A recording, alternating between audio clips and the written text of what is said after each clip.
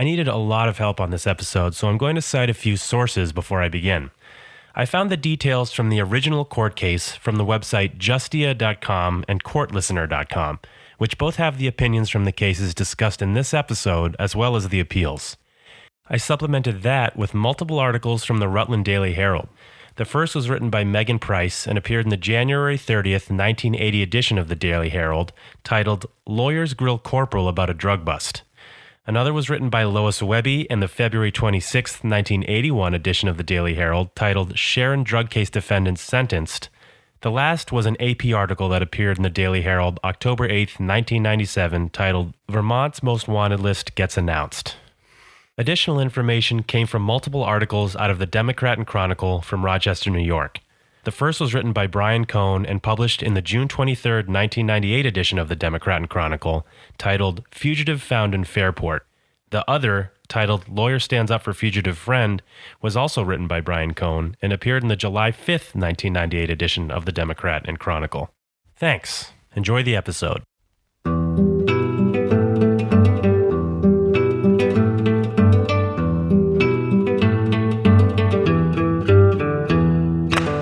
When you find yourself traveling along an old dirt road in your town, or even in a place you've never been, try to imagine the things that have happened there and who might have lived there. The dirt road you're thinking of might be tree-lined, bordered by thick forests and hills with swamps on either side. Or maybe it stretches off forever in a straight line through a dusty desert. Your imagination probably doesn't take you to actors, rock stars, and even drug traffickers. But there's a reason they say truth is stranger than fiction. My name is Anthony Cherdelli. I'm a journalist. Well, a sports journalist, living in Southern California. I'm about to tell you a story about the dirt road in Vermont that I grew up on. When I found out the truth behind the urban legends about this small part of Sharon, Vermont, the place where I spent a lot of my childhood, my mind was blown. This is True Stories from an Old Dirt Road.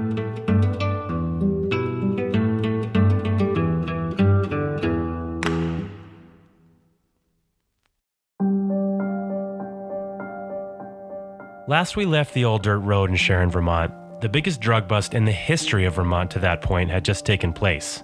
Roger Ducharme and David Lace, along with their right-hand man Gary Butts, and later some of their associates, were arrested for trafficking Colombian marijuana and Lebanese hashish. The police found a total of $5 million worth of weed and hashish in the house, along with $250,000 in cash.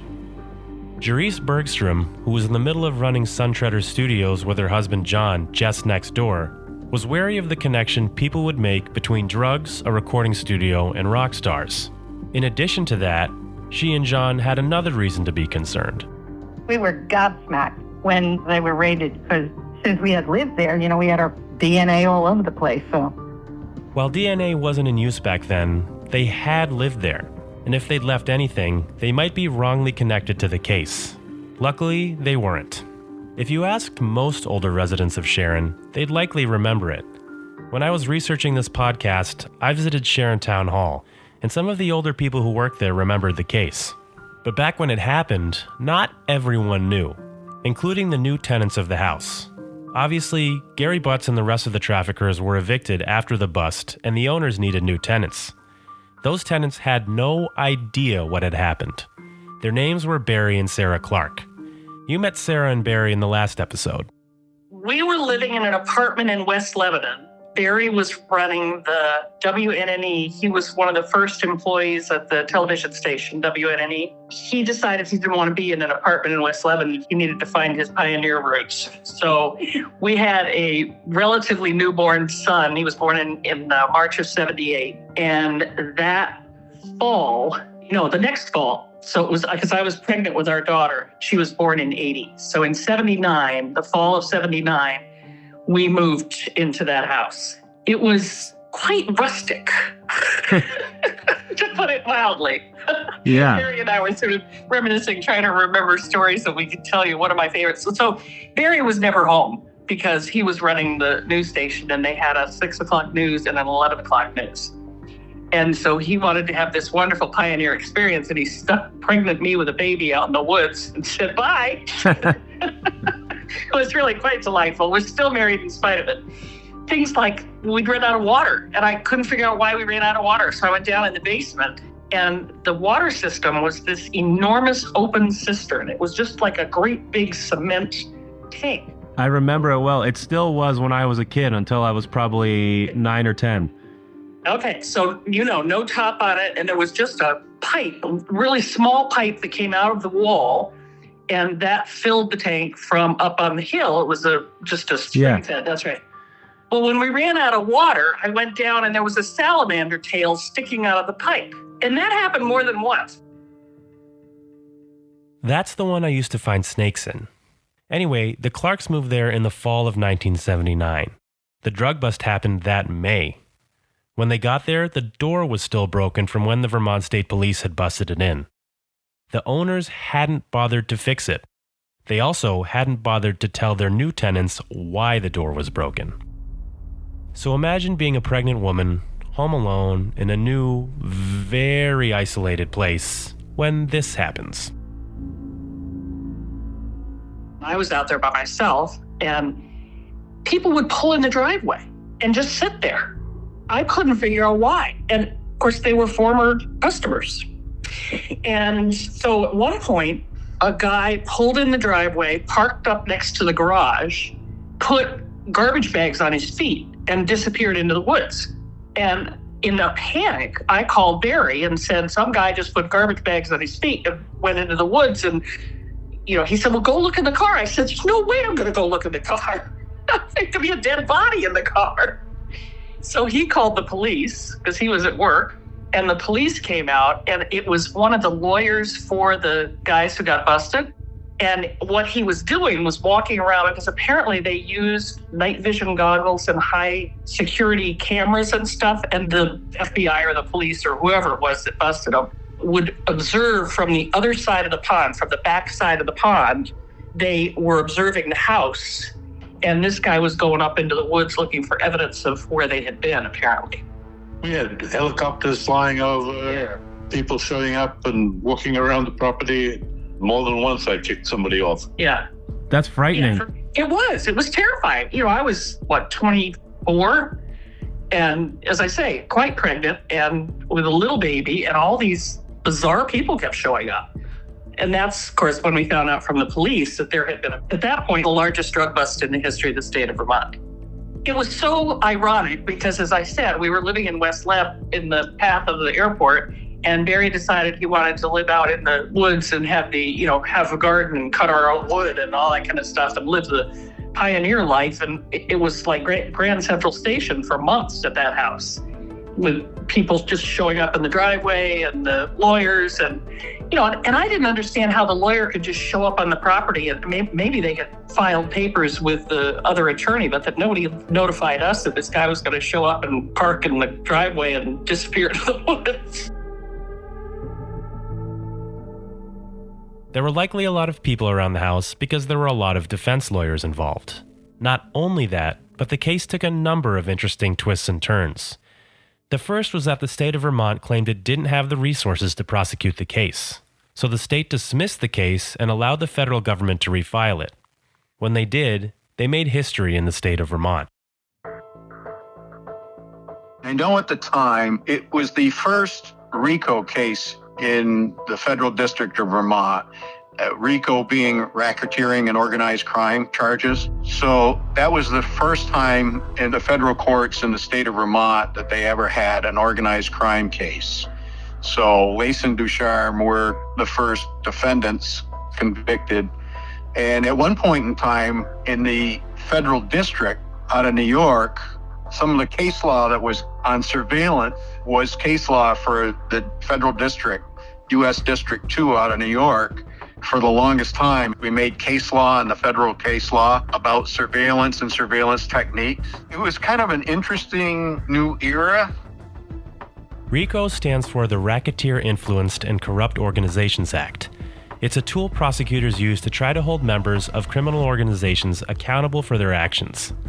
I'm not a lawyer, but to boil it down to what I understand, it helps streamline the prosecution of members of an organized crime group and can impose harsher consequences. As a result, Lace, Ducharme, and Butts were charged with possession with the intent to distribute marijuana and hashish. Ducharme's girlfriend, Patricia Ekman, was charged with aiding and abetting. Lace, Ducharme, Butts, Ekman, and 5 accomplices were also charged with conspiring to traffic drugs. Finally, Lace and Ducharme were also charged with operating a continuing criminal enterprise, which I believe was the RICO aspect of the case. Those charges were obviously very serious.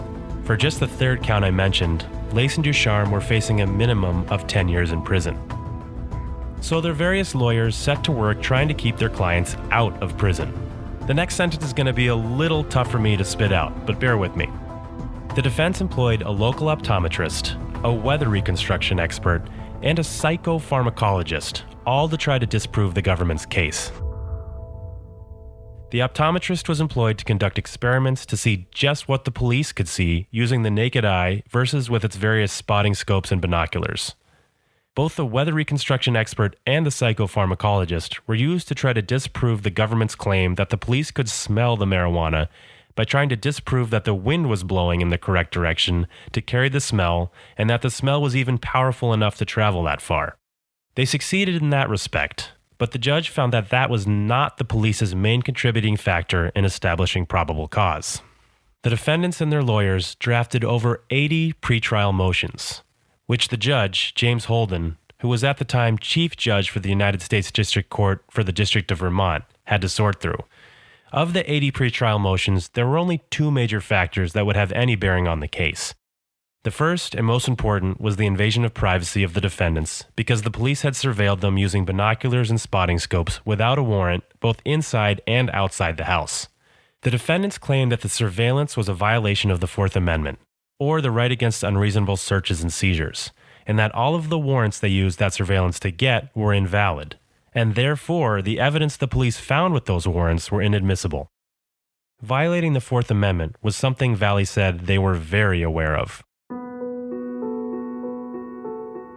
Our observations that were of value, although there were with the aid of scopes or binoculars or whatever, they were able to make some comments about seeing something like through a window from afar, but none of those things were really usable in the sense of defining our need. It was the comings and goings that you could observe, or ultimately where somebody picked up a load and then that load got taken down on the road.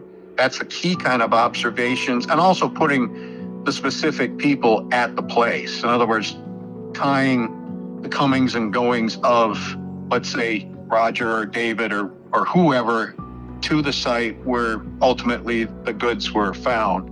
We were always cognizant of trying to stay clear of violating that kind of personal privacy stuff. And it made me cringe a bit when we had the comments in the log of the guy masturbating, because that's the kind of thing where it could have weighed on a judge's mind that we went too far, but it was what it was. You could drive down the road and have seen that. As Valley mentioned, the judge found that the state police had, in fact, violated the privacy of those within the house, Lace, Ducharme, Butts, and Ekman, on the days they were surveilled there, and that any evidence obtained from the surveillance on those days had to be suppressed. Unfortunately for the defendants, he found that since the rest of the property outside the house was not posted no trespassing, and that their actions outside the house could be seen by any passerby, that they had not had their rights violated for what the police observed outside the house. Crucially, the judge also upheld the warrants obtained by the state police because their informant had given them such accurate information and had admitted to buying drugs from them himself. After that happened, the writing was on the wall for all the defendants. And according to the Rutland Daily Herald, they all reached plea deals before the case went to the jury.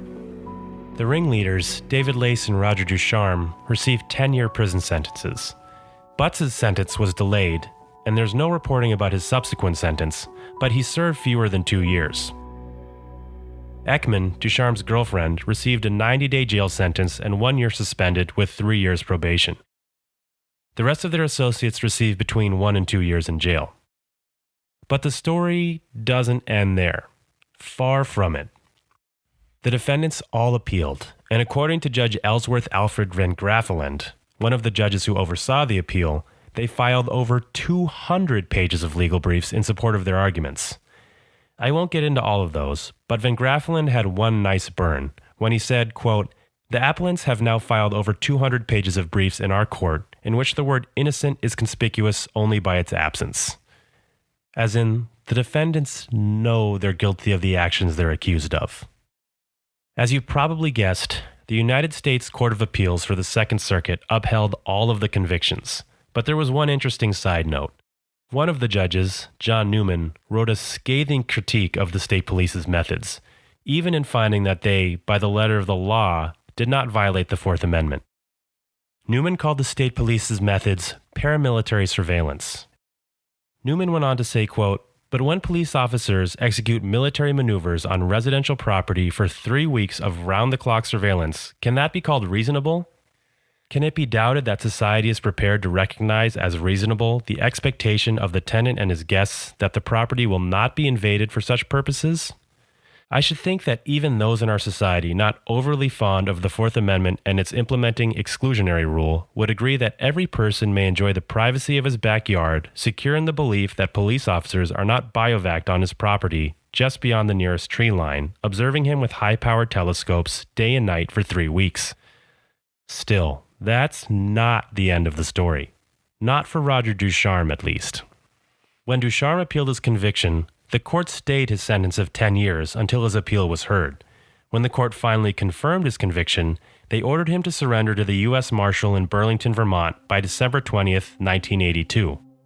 When that day finally came, Ducharme disappeared. Ducharme was nowhere to be found. He was so elusive that 15 years after he vanished, he was placed on Vermont's most wanted list. Fast forward a little now, to the mid-1980s, when a woman named Rayanne French was working at a bar, probably the only bar, in the tiny town of Tecopa, California, just outside Death Valley National Park. A man walked into the bar and introduced himself. His name was Richard Martin. Martin and French hit it off. She told Brian Cohn, a reporter for Rochester, New York's Democrat and Chronicle, quote, "He was clean-cut, well-dressed, and articulate. He talked about working summers in New England and taking the winters off to travel." According to Cohn, Martin convinced French, who was a single mother and used to work in Death Valley's mines to make ends meet, to come with him. The two struck up a relationship and traveled around the country. French noticed oddities about Martin, but they weren't enough to extinguish the love between them. Martin never drove, claiming he had a seizure disorder. He didn't use credit cards or have a checking account. Still, Martin and French were able to make ends meet and traveled the country.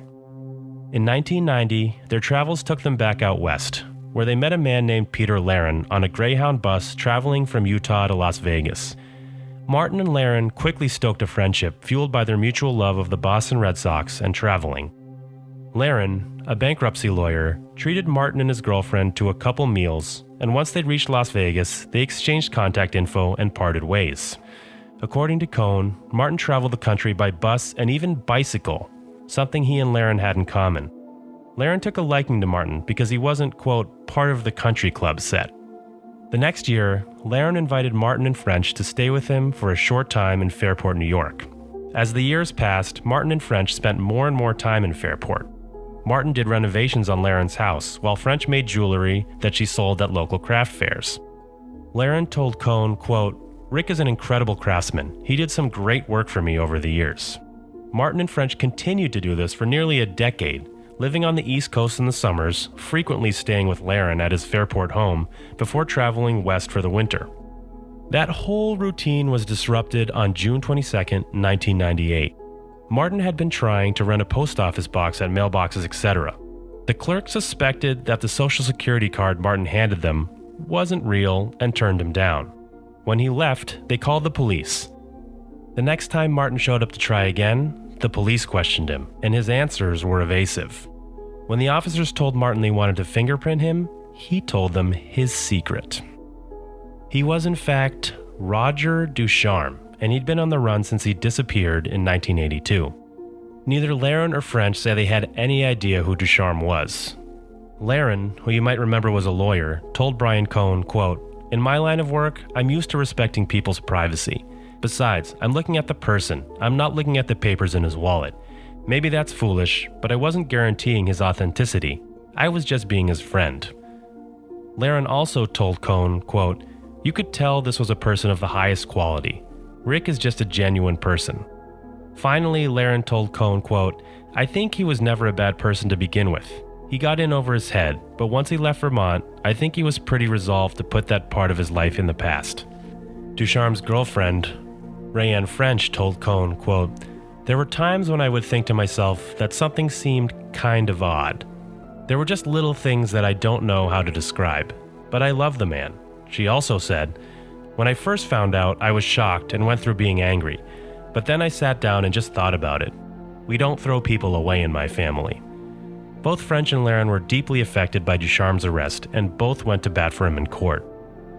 Laren collected character references, and both planned to attend his trial, according to Cohn's article. Still, even if he was a person of great character, he didn't want to go to prison and still tried his best to avoid it. Like the fish his associates were fishing for in the pond, Ducharme didn't give up trying to spit the hook even after he was in the boat. In addition to his previous crimes, Ducharme was charged and convicted for going on the run. That's not the legal jargon, but basically he was charged with not surrendering to the U.S. Marshal when he was ordered to in December of 1982. He appealed that ruling, and in September of 1999, he went on trial trying to get off on a technicality. He claimed that when he lost his final appeal, the court made an error by ordering him to surrender to the U.S. Marshal. He claimed the U.S. Marshal is not an official court officer, meaning he didn't have to surrender to him. Though the appeals court agreed that a U.S. Marshal is not an official court officer, they disagreed with Ducharme and said that the court could still designate who he had to surrender to and that he had still violated the law.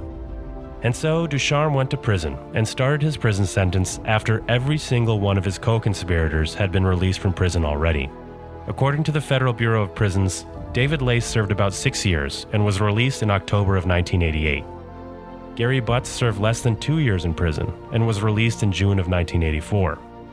Patricia Ekman, who was sentenced to 30 days with a suspended sentence of a year, was released in December of 1982. The rest of Ducharme's accomplices, besides Lace, were all out by the mid-1980s. Ducharme faced 5 years and/or a $5,000 fine for going on the run on top of his original 10-year sentence. I couldn't find what he actually was sentenced to, but according to the Federal Bureau of Prisons, Ducharme was released from prison April 15, 2004, nearly 25 years after the police began 24-hour surveillance of the Sharon house, but only 6 years after his capture.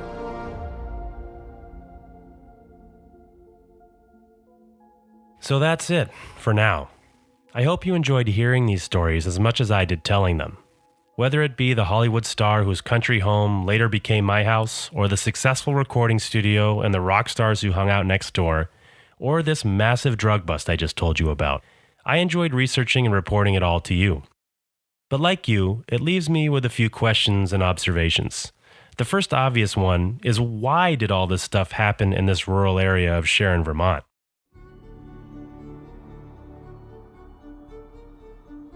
I tried throughout my reporting to make some connections between the people and the events in this story. I thought maybe Brandon DeWilde or Graham Parsons mentioned the area to someone in the recording industry, who later mentioned it to someone in Foghat or Nick Jameson or Fanny. I couldn't find anything. I wondered if someone's drug habit, either at my house with Brandon DeWilde or at the recording studio, led to the massive drug trafficking operation in 1979. I couldn't find any evidence of that either. And Jerice Bergstrom was pretty adamant there was no connection. Not to mention, in the mid-1960s when DeWilde was in Sharon, the drug traffickers were preschool aged. The answer, I think, is more obvious. It's the same reason Vermont still attracts celebrity residents and why so many people still visit. Vermont is just nice. It's beautiful. It's serene. And if you like nature, it's fun. Whenever I come back, especially in the winter, if there's a fresh layer of snow on the ground and in the trees, and when there aren't any frogs or crickets humming and chirping, it's so quiet, it feels like I'm underwater, especially compared to the city I live in now. That would obviously appeal to a child star who's been the center of attention since he was 8 years old and grew up in the noise factory that is New York City. He said so himself. It was a peaceful place to concentrate on writing and performing music for Foghat and many of the other musicians that recorded at Sunshredder. It was far from the distractions that are easily found in LA, New York, and London. And finally, it was an isolated and quiet spot to do something illegal, like Roger Ducharme, David Lace, and their associates did. but it was still close enough to major highways that they could traffic their product easily. Reporting this story and talking to my old neighbors and people in the community, including my parents, also made me realize another thing: the importance of how small communities remember their history. If you look online about Sharon, all you read are things I mentioned at the start of this podcast, that it's Joseph Smith's birthplace and the birthplace of Charlie Parkhurst, the famous stagecoach driver. You don't read about the drug bust and DeWilde, and you won't find much about Suntreader unless you know where to look. You don't find out about those details unless you talk to the locals, the people who experienced the events. Even then, you have to go deeper. You can't just leave it at that. You have to go to the town clerk. You have to reach out to the actual people involved if they're still alive.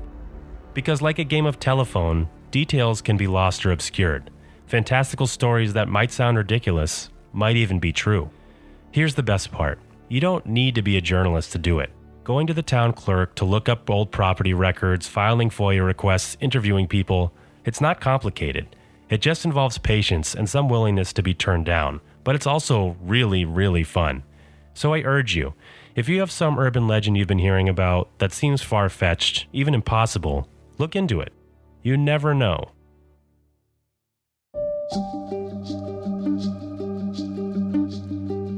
Well, that's it for True Stories from an Old Dirt Road. For now. There will be a bonus episode coming out in the near future about a local fishing club which has an interesting history. There are also some questions I couldn't find the answers to. If I can, you might hear from me again. You can find True Stories from an Old Dirt Road on every major podcast hosting site, like Apple Podcasts, Spotify, and more. If you like it, please share it with others. It's a story I'm very passionate about telling, and I'd love as many people to hear it as possible. Finally, if you can, please give it a good rating so that more people can discover it. True Stories from an Old Dirt Road was created, reported, and produced by me, your host, Anthony Ciardelli. I had additional help from Resonate Recordings' Julius Shepard Morgan, who produced, and Adam Townsell, who was our audio engineer, with Tina Wills helping to coordinate. Thank you to my parents, Ian Dunlop, Joey Steck, Ralph Scala, John and Thies Bergstrom, Nick Jameson, Robert Valley, Nick Ruggiero, Barry and Sarah Clark, Dennis Mason, Michael Livingston, and Terry Stanley. I also owe a huge thanks to Jerice Bergstrom, who, as I mentioned, passed away before this podcast was released. This has been Anthony Ciardelli. Thanks for listening.